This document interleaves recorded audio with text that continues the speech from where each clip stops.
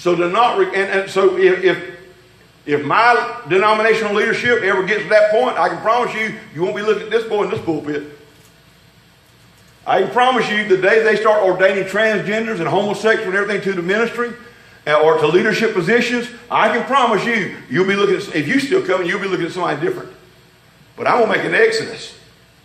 And it might pay you to exodus with me, but if it comes to that point. Now, I don't believe that we're anywhere close to that. I might be wrong.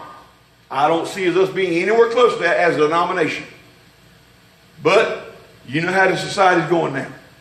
Some of these other denomination churches, they never thought they'd see it either. The problem with that situation with the UMC and some of the others, the problem is because some of them, a UMC minister took issue with me. He private messaged me last night when I got home. I had a big, long private message. He took issue with me on that because I posted that link.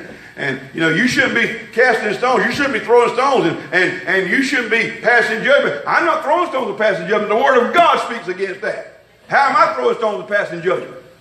The Word of God speaks to that. And I said, he said, because you know, homosexuals, it takes the same blood to save them. It does adulterers and people who commit adultery. I said, look, that's not the issue. The issue is not whether they can be saved or not. That's not even the issue. That's not what this is about. The issue is ordaining them to leadership positions in the church. It's supposed to be the church of God. That's the issue. So I said, listen, you can handle it, because he was telling me, oh, we got a convention coming up. We're gonna take care of this. We're gonna vote on this thing, and we're gonna vote this thing down. And if not, then we'll probably depart. I said, look, the problem is that the UMC leadership and other denominational leaderships, they have allowed this thing to go too far. You've already opened the Pandora's box now. And once it's open, I don't think it can hardly be closed. Or if you close it, Pandora's already out.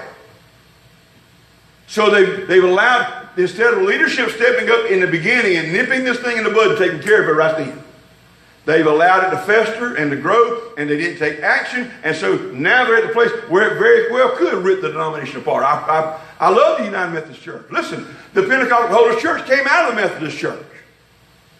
That was our forefather. Before there was a Pentecostal Holiness Church, over 100 years ago, we were the Methodists.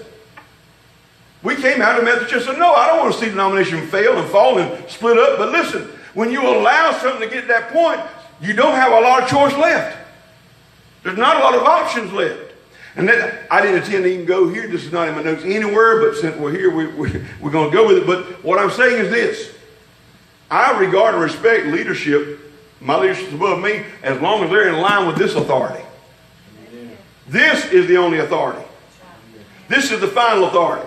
We have a Pentecostal Holiness manual. He tried to tell me, he said, well, you know, your manual reads a lot like the United Methodist manual. We believe basically the same stuff. Well, if you believe it, you shouldn't be allowing that stuff to go on. And I told him, I said, I can firmly assure you, the day my denomination starts doing mess like this, I can promise you, I will part ways. I will part ways. Not only me, there's a bunch of others that are going to be doing the same thing. The Presbyterian outfit that this mess got cropped up in and is blown up in and everything else, who were once at I think in South Carolina, I think it's like 150,000 members strong in South Carolina, are down to 9,000 now. Wow. Now I might not be exact, but that figure, I know they're not down to 9,000 is what's dropped to from a vast number because of sin in the camp. And because of sin not being dealt with. But now let me say this. As long as your authority, that authority that's above you, my conference council, my conference bishop, and the national headquarters and all these things, as long as they are within the rails of this, the guidelines of this book. Listen, we got a manual like most other denominations have, but that manual falls subject to being under the authority of this book. This is the final authority. Regardless of what anybody else's manual says. If it don't line up with this, something needs to be changed.